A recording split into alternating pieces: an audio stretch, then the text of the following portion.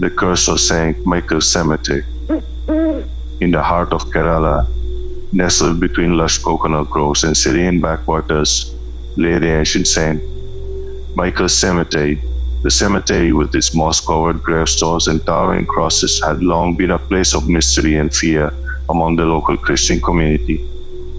By day, it was a peaceful resting place for the departed, but by night it was shrouded in eerie silence and whispers of the supernatural. I am Joseph, the grave digger and caretaker of St. Michael's. My father before me tended to this sacred ground, and his father before him.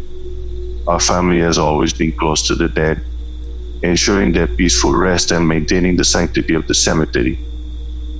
But there was one tale that haunted my family, the story of the bells. Years ago, in a time when the fear of being buried alive was real, coffins were built with holes in them, attached to 6 feet of copper tubing and a bell. The tubing allowed air for those buried under the mistaken impression they were dead. If the bell rang, it meant someone below was not as dead as we thought. But the bells had long since fallen silent, or so I believe. One monsoon night, as the rain pounded against the stained glass windows of the small chapel and thunder rumbled in the distance, I heard the faint, unmistakable sound of a bell ringing. At first I thought it was my imagination, a trick of the wind. But the ringing persisted, a desperate clanging that sent chills down my spine. I grabbed my lantern and ventured out into the storm. The cemetery was a maze of shadows, the old gravestones looming like specters in the darkness. As I made my way through the rain, the bell grew louder, more frantic. My heart pounded in my chest as I approached the source of the sound. There, among the oldest graves, stood a headstone I had almost forgotten Sarah O'Hare. The bell attached to the copper tubing was ringing violently. I knelt beside the grave, my hands trembling, and leaned in close to the tube. Help me. Please, I'm alive. The voice from below was weak but frantic, filled with terror. Sarah O'Hare, I asked, my voice shaking. Yes, it's me, the voice cried.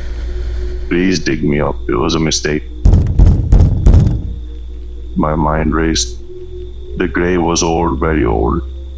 I had to be sure. You were born on September 17th, 1827. Yes, the voice assured, desperation clear. The gravestone says you died on February 19th, I said, my throat tightening. No, I'm alive. It was a mistake.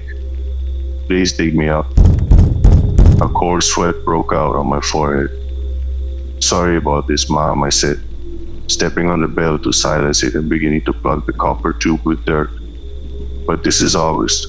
Whatever you is down there, you ain't alive no more, and you ain't coming up. The voice screamed, a sound of pure agony that pierced the night.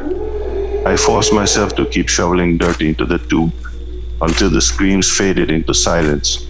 I stood there for a moment, my heart hammering in my chest, rain pouring down my face like tears. As I turned to leave, I saw something that froze me in my tracks.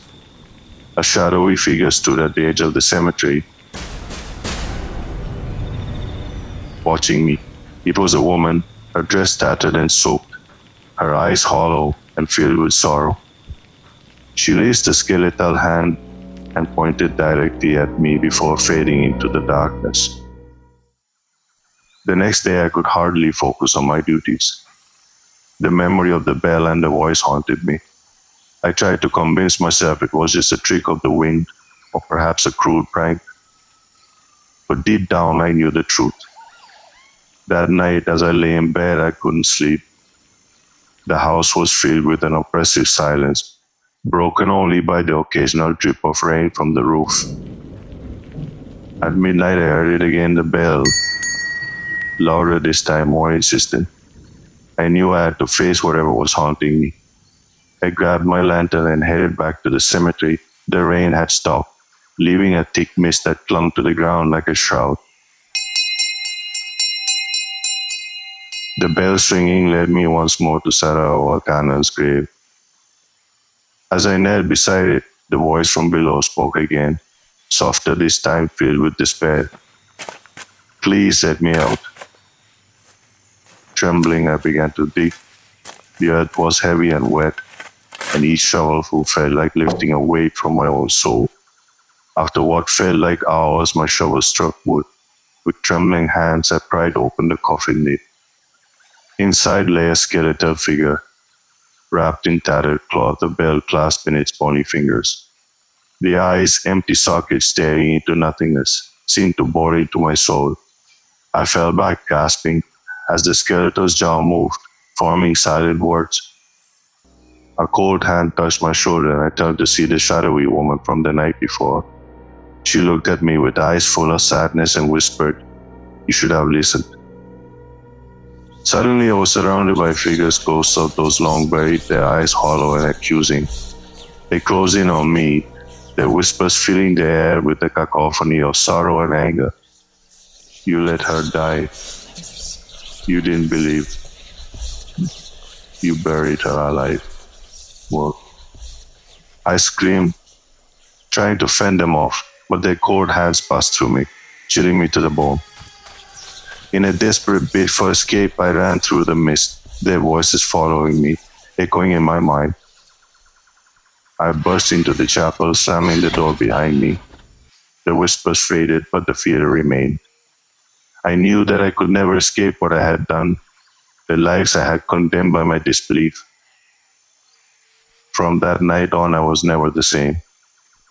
The cemetery, once a place of peace, became a prison of nightmares.